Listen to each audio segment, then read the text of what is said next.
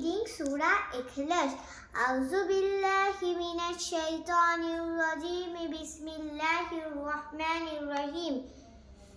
Qul huwallahu ahad. Allahu samad.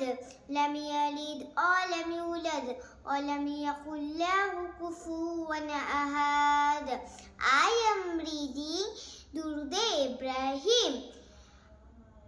اللهم صل على محمد كما صليت على إبراهيم وعلى آل إبراهيم إنك حميد مجيد